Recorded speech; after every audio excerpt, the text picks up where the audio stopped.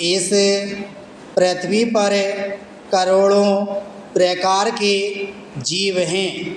उनमें से मनुष्य को छोड़कर सभी जीवों का जीवन केवल दो धुरी के बीच घूमता है। एक है जन्म, दूसरा मृत्यु। इसके बीच उनके जीवन की कोई उपलब्धि नहीं होती है। लेकिन मनुष्य जीवन थोड़ा अलग होता है। मनुष्य के जीवन में जन्म के साथ सिर्फ शरीर का विकास नहीं होता है, बल्कि उनकी वृद्धि और विवेक का भी विकास होता है। मनुष्य की बुद्धि विवेक के साथ जो उन्हें प्राकृतिक रूप से मिलती है, विशिष्ट होने की भूख या इच्छा, दरअसल जीत हार को लेकर हमारे मानस का विकास ही इस तरह किया गया है कि कोई भी हारना नहीं चाहता है। हर किसी की यही इच्छा होती है कि उनकी जीत ही तय हो। सभी सफल ही होना चाहते हैं, क्योंकि सफलता का मानदंड जीत को ही तय किया गया है। हार को जीत के रास्ते के तौर पर भी नहीं स्वीकार किया जाता है, बल्कि हारने वाले को कमतर के रूप में आंका जाता है।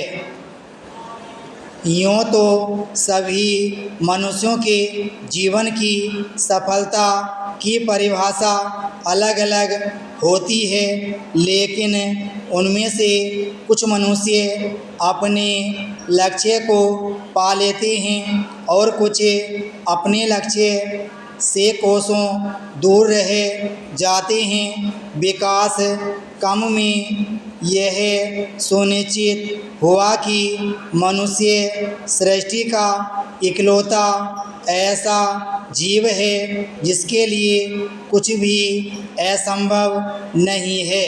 मनुष्य को अद्भुत रूप से चिंतन करने, भविष्य की संभावनाओं का आकलन करने, स्वयं देखने और अपनी बुद्धि और विवेक से निर्णय लेने की अद्वितीय क्षमता प्राप्त हुई है। आदिकाल से ही देखा जा रहा है कि जैसे जैसे मनुष्य की सोच विकसित हुई, उसकी दृष्टि ने व्यापक स्वयं देखा। मनुष्य ने अपने सपने को साकार करने का प्रयास किया और उसे साकार भी किया। यह मनुष्य की अद्भुत क्षमता को दर्शाता है, मगर ऐसा कर पाना सभी लोगों के लिए संभव नहीं हो सका। कालक्रम में जैसी व्यवस्था निर्मित और विकसित हुई, उसमें यह क्षमता कुछ ही मनुष्य या वर्गों के दायरे में सिमटती गई। इस क्रम में कुछ ही मनुष्य विशिष्ट बन पाते हैं। अब सवाल है कि क्या ऐसा होने के पीछे भाग्य की बड़ी भूमिका है?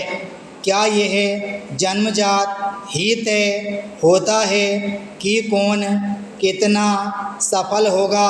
क्या इसे लेकर उनकी नियति पहले से ही तय होती है, या विशिष्ट मनुष्य के अंदर कोई खास गुण होता है?